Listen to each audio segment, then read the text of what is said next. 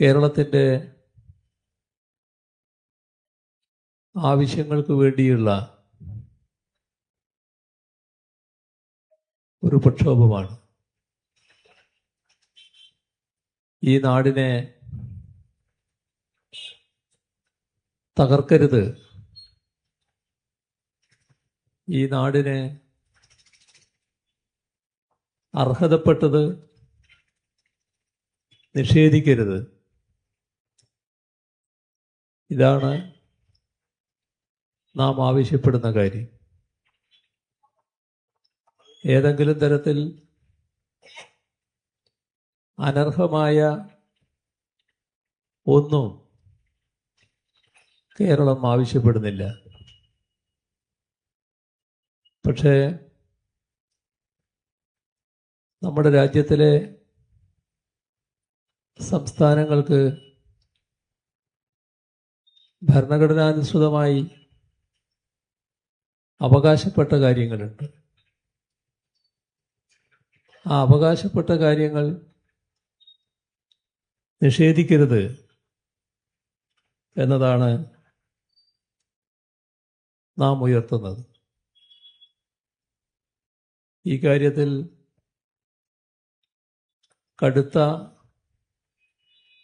തിക്തമായ അനുഭവങ്ങളാണ് നമുക്കുള്ളത്. നമ്മുടെ നാട് മുന്നോട്ട് പോകാതിരിക്കാൻ ബോധപൂർവം തടസ്സങ്ങൾ സൃഷ്ടിക്കുന്ന സമീപനമാണ് കേന്ദ്ര ഗവൺമെൻറ് തുറന്നു വരുന്നത്. ഇക്കാര്യത്തിൽ കേരളത്തോട് താല്പര്യമുള്ള എല്ലാവരും ഒന്നിച്ചു നിന്ന് കേന്ദ്രത്തിനെതിരെ ശബ്ദമുയർത്തുകയാണ് വേണ്ടത്. നിർഭാഗ്യവശാൽ നമ്മുടെ കേരളത്തിലെ ചില വിഭാഗങ്ങൾ അത്തരത്തിൽ കേരളത്തിന് വേണ്ടി ശബ്ദമുയർത്താൻ തയ്യാറല്ല. കേന്ദ്ര ഗവൺമെൻറ് പക്ഷപാതപരമായ സമീപനം സ്വീകരിക്കുമ്പോഴും പകപോക്കൽ നടപടി സ്വീകരിക്കുമ്പോഴും ഇവിടെയുള്ള കേന്ദ്രത്തിലെ ഭരണകക്ഷി BJP അതിൻ്റെയെല്ലാം കൂടെയാണ് നിൽക്കുന്നത്. കേരളത്തിൻ്റെ താല്പര്യം ഒരു തരത്തിലും ഉയർത്താൻ കേന്ദ്ര ഭരണകക്ഷി എന്ന നിലക്ക് തയ്യാറല്ല. അതിന് അവരുടേതായ കാരണങ്ങൾ കാണും. ഒരു തരത്തിലുള്ള പകപോക്കൽ നടപടി കേരളത്തോടും കേരളത്തിലെ ജനങ്ങളോടും സ്വീകരിക്കുക. ഇവിടെ 2016 വരെ മാറി മാറി ഭരണത്തിന് നേതൃത്വം കൊടുത്ത ഒരു പാർട്ടിയാണ് UDF. കോൺഗ്രസും മുന്നണി എന്ന നിലക്ക് UDF. നിർഭാഗ്യവശാൽ ഈ കാര്യത്തിൽ കേന്ദ്ര ഗവൺമെൻറ് സ്വീകരിക്കുന്ന സമീപനത്തിനെതിരെ ശബ്ദമുയർത്താൻ അവർ തയ്യാറല്ല. മാത്രമല്ല, ഈ കാലം LDF ഗവൺമെൻറ് അധികാരത്തിലിരിക്കുന്ന കാലം ഇവിടെ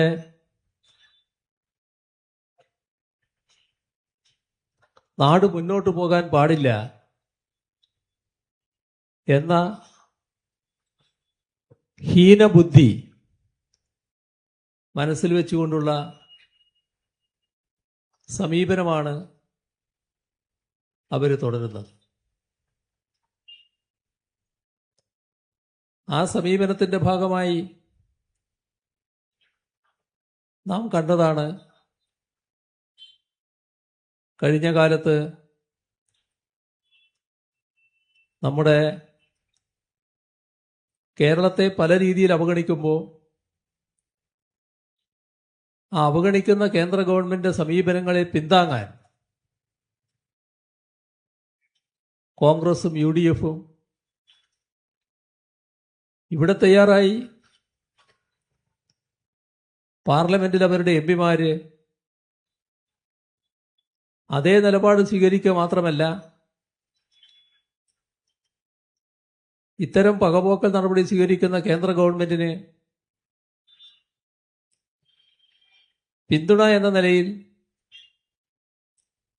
കേരളത്തെയും കേരള ഗവൺമെന്റിനെയും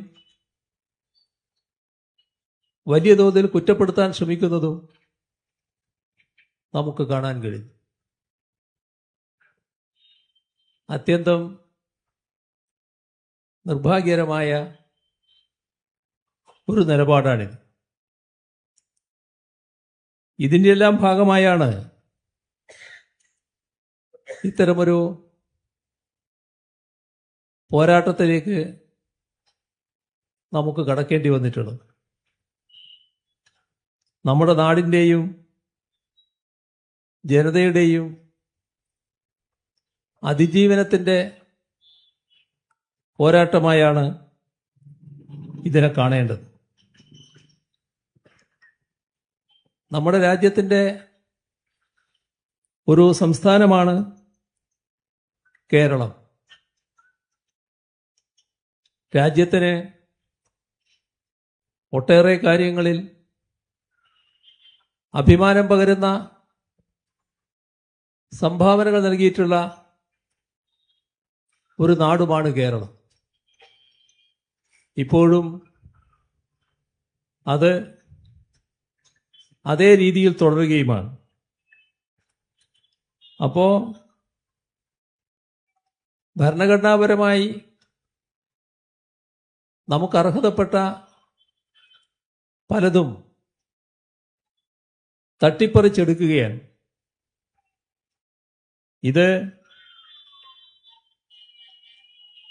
ഒരു ജനാധിപത്യ രാഷ്ട്രത്തിൽ നടക്കേണ്ടതല്ല. പക്ഷേ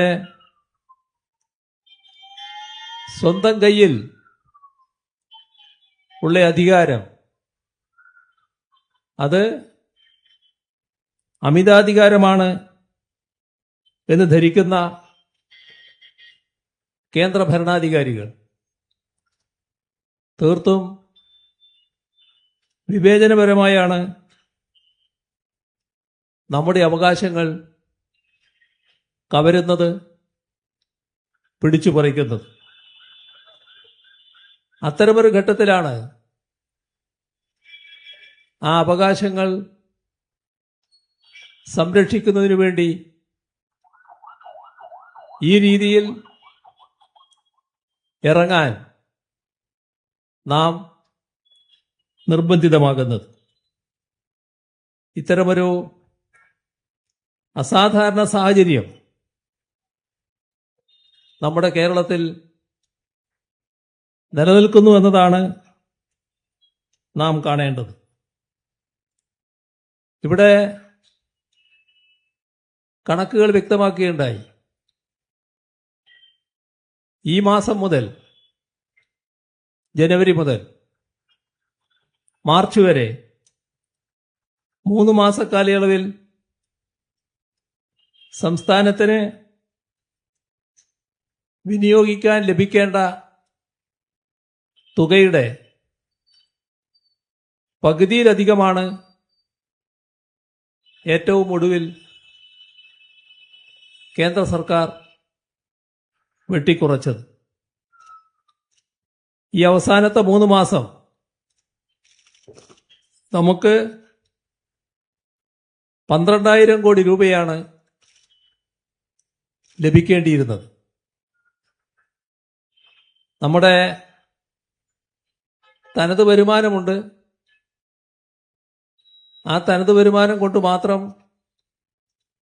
കാര്യങ്ങളെല്ലാം നിർവഹിച്ചു പോകാൻ നമുക്ക് കഴിയില്ല. ആ തനത് വരുമാനങ്ങളോടൊപ്പം നമുക്ക് വായ്പയും കൂടി എടുക്കേണ്ടതുണ്ട്. ഈ അവസാന മാസത്തെ ചെലവുകൾ തനത് വരുമാനവും എടുക്കുന്ന വായ്പയും കൂടിയുള്ള തുക ഉപയോഗിച്ചാണ് ചെലവഴിക്കേണ്ടത്. ഇതിലാണ് 5,900 കോടി രൂപ ഒരു നീതീകരണവുമില്ലാതെ നിഷേധിച്ചിരിക്കുന്നത്. ഇവിടെ ഇത് മാത്രമല്ല, ഇത് ഒരു ഭാഗമേ ആകുന്നുള്ളൂ. നമ്മുടെ രാജ്യത്താകെ നടപ്പാക്കുന്ന കേന്ദ്ര പദ്ധതികളുണ്ട്. അതിൻ്റെ ഭാഗമായി കേരളത്തിൽ നടപ്പാക്കുന്ന പദ്ധതികളുണ്ട്. ആ കേന്ദ്ര പദ്ധതികളിൽ സംസ്ഥാനം ആദ്യം പണം ചെലവഴിക്കുകയാണ്. അതിൻ്റെ ഒരു ഭാഗം കേന്ദ്ര ഗവൺമെന്റ് നൽകേണ്ടതാണ്. ആ ഇനം നോക്കിയാൽ 2025 സെപ്റ്റംബർ വരെ എടുത്താൽ, അതിനുശേഷവും മാസങ്ങളായി, സെപ്റ്റംബർ വരെയുള്ള കണക്കെടുത്താൽ കുടിശ്ശിക 5,783 കോടി 69 ലക്ഷം രൂപയാണ്. ഇത് വിവിധ തരത്തിലാണ്. അതിൽ ചിലതാണ് നേരത്തെ റവന്യൂ മന്ത്രി ഇവിടെ ചൂണ്ടിക്കാണിച്ചത്. NHM, ദേശീയ ആരോഗ്യ ദൗത്യം, 636 കോടി 88 ലക്ഷം രൂപ ലഭിക്കണം. UGC ആനുകൂല്യങ്ങൾ 750 കോടി 93 ലക്ഷം രൂപ സംസ്ഥാനത്തിന് ലഭിക്കണം. ക്ഷേമ പെൻഷൻ, അതിൽ ചിലതിൽ കേന്ദ്രവിഹിതമുണ്ട്, 324 കോടി ലഭിക്കണം. ഭക്ഷ്യസുരക്ഷ 54 കോടി 19 ലക്ഷം രൂപ ലഭിക്കണം. AY കുടുംബങ്ങൾക്ക് ഭക്ഷ്യസുരക്ഷ ഉറപ്പാക്കുന്ന ഗരീബ് കല്യാൺ അന്ന യോജന 43 കോടി 44 ലക്ഷം രൂപ ലഭിക്കണം. നെല്ല് സംഭരണം 1,206 കോടി 69 ലക്ഷം രൂപ ലഭിക്കണം. മൃഗസംരക്ഷണ ഇനത്തിൽ വികസന മേഖലകളിലെ പദ്ധതികളുമായി ബന്ധപ്പെട്ട് 37 കോടി 40 ലക്ഷം രൂപ ലഭിക്കണം. സമഗ്ര ശിക്ഷ കേരള 1,148 കോടി 13 ലക്ഷം രൂപ ലഭിക്കണം. ഡയറ്റുകളെ മികവിന്റെ കേന്ദ്രമാക്കി വികസിപ്പിക്കൽ 21 കോടി 44 ലക്ഷം രൂപ ലഭിക്കണം. ജൽജീവൻ മിഷന്റെ ഭാഗമായി 974 കോടി 68 ലക്ഷം രൂപ ലഭിക്കണം. പോഷൺ അഭിയാൻ 200 കോടി 20 ലക്ഷം രൂപ ലഭിക്കണം. വനിതാ ശിശു വികസന പദ്ധതികൾ 55 കോടി 51 ലക്ഷം രൂപ ലഭിക്കണം. ഫിഷറീസ് വികസനവുമായി ബന്ധപ്പെട്ട പദ്ധതികൾ 161 കോടി 63 ലക്ഷം രൂപ ലഭിക്കണം. പട്ടികവർഗ വിദ്യാർത്ഥികളുടെ പോസ്റ്റ് മെട്രിക് സ്കോളർഷിപ്പ് 25,43,00,000 രൂപ ലഭിക്കണം. സാമൂഹ്യനീതിയും ശാക്തീകരണവുമായി ബന്ധപ്പെട്ട പദ്ധതികളുടെ ഇനത്തിൽ 30,90,00,000 രൂപ ലഭിക്കണം. ഇതാണ് കേരളത്തിന്റെ അനുഭവം. ഇതൊരു പിടിച്ചുപറിയാണ്. കേരളത്തിന് അവകാശപ്പെട്ടത് നിഷേധിക്കലാണ്. എങ്ങനെയെല്ലാം കേരളത്തെ സാമ്പത്തികമായി ഞെരുക്കാം എന്നതാണ് കേന്ദ്ര ഗവൺമെന്റ് ഉന്നം വെക്കുന്നത്. ഇവിടെ ഇത്തരം നടപടികൾ ഗവൺമെന്റിനെ ഉന്നം വെച്ചുകൊണ്ട് അല്ലെങ്കിൽ LDFനെ ഉന്നം വെച്ചുകൊണ്ട് മാത്രമുള്ളതാണ് എന്ന് പറയാനാവില്ല.